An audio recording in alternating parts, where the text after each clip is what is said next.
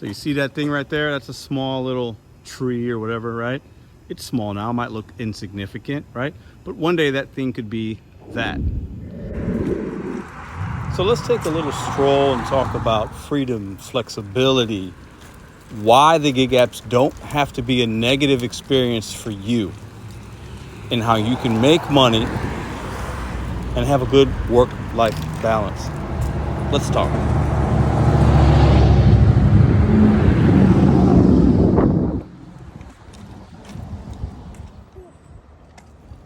This video is being recorded on this gorgeous day as I'm spending time with my little one.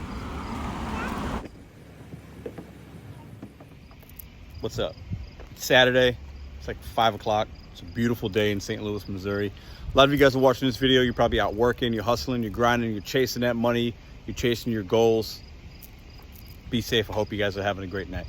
Some of you guys are taking the night off, taking the day off, whatever. Maybe you're at your W-2 and you're listening to this. Maybe you're watching on a tomorrow or Sunday or Monday. Whenever this video hits you, I hope it hits you in a good spot. But I got something I want to talk to you about. We talk about freedom, flexibility of the gig apps. We talk about, or some people think we have freedom, flexibility. It's all relative to how you work it. Others think we have to work the weekends. You have to work the busy time. It's like a W-2 because the apps and the consumers in your marketplace are telling you when the money's there. There's some truth to that for sure. But if you become a master of your marketplace and you understand how to facilitate the schedule and learn different things, and sometimes you can make more money on a Monday in some markets than you can on a Saturday. That is true. So you can make your own way in the gig economy, whether it's food delivery, content creation, 1099 work, side hustles, whatever. You have to be willing to make it fit for you. It's a beautiful day. I could be out here making money today. I could make more money this week than I have already. But sometimes you have to stop and reflect and understand, what's the point of doing this kind of work if you're just gonna always just work and always chase the money? There's value in that, but you have to sometimes pause and reflect and come to the park and go on a walk and reap the benefits and the rewards of your hard work. You cannot just always work. So anyways, the grind of doing this kind of work can be rewarding, but it can also be a struggle. We know that. So some of us are going to have to work more than others, but we got to have a balance, man. We got to have a balance. And for me, I don't work Saturdays and Sundays. I don't work most Friday nights. You guys know that. You know, there's a Saturday. I think I've worked maybe 3 Saturdays in the last 3 years. And that's because I've needed to or just wanted to, but it's not normal for me, right? I have to look at it and schedule certain things and give myself the time that I need for family, relaxation, reflection. Like, you got to rest your mind and your body, right? But what good is it being able to say we have freedom and flexibility if we're not really utilizing the apps in that type of way? I guess what I'm trying to say is just make it work for you, but don't work too much unless you really have to. And if you're in the spot or you're in the time in your life when you have to work a lot, work. Have a plan to where at some point you can see a light at the end of the tunnel where you're not just out here every day, 10 hours a day. Like, that's not going to be sustainable for too long. Plus, how much money is enough money? You know, some of us are going to have a nice little bank account and be able to pay the bills. There's value in all that, but you got to pay yourself too. You have to pay your body and your mind. You have to have a good balance. I've always said, and I've always thought, and I've always felt, the gig economy, this kind of work, DoorDash, Instacart, rideshare, you're going to get into it you're going to get out of it what you put into it. And the type of experience you're going to have is going to be reflective, and that's on you, not the gig apps, not this, not that. You can make it out here doing this kind of work. I'm not talking about just DoorDash. I'm talking about any kind of gig economy work, any kind of side hustle. You have to go out there and just use it as an opportunity, learn what's good and bad about it, and make it your own. If you think it's bad, if you listen to other people how it's negative, it's so bad, it's horrible, there's no work-life balance, it's it's just horrible, then that's probably the experience you're going to have, because that's the energy that you're giving the app. So just make it work for you, but don't feel like you have to do it how somebody else does it or take their opinion about it, even mine.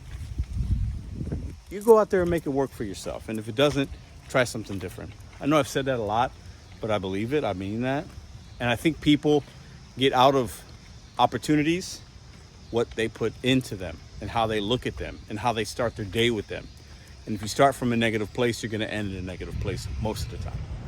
This last couple of years for me on YouTube and the gig economy and with family and just my life in general have been really, really, really, really good. But this year specifically has been a roller coaster, ups and downs. If you've been watching this channel, you know exactly the things I'm talking about. If you're new here, I won't get into all of it, but it's been a roller coaster year. But I'm still here, and I'm spending time taking a walk with my kid. Just left the playground. The weather is good. Gonna have a nice meal tonight. Life is good. It's never as bad as you think it is, and it's never as good as you think it is. But with so much negativity and so many people looking at these apps as they're the worst thing ever and they should be stopped, and you know, I'm not making money, and some of these things might be true personally for you, but overall that's not been my experience. And we're gonna go about 4 months without making $1 on YouTube, okay? Not one. I've made a lot of money, but not in the last, and I'm out here still providing and taking care of my family with the gig economy, okay? Just working a little bit more, adapting, hustling. So yeah, maybe it's my market, but you know what? I like to think it's my hustle. I like to think it's me sometimes too. So once again, you're gonna get out of things what you put into it. I believe that 1,000%. And any of you that have gone through things, that are going through something right now, it's not as bad as you think it might be. It can get better, but you gotta get up, you gotta dust yourself off, and you gotta keep pressing on. It's been a while, well, not a while, but I used to say it a lot in the beginning. Bet on you, set goals, and do it one day at a time.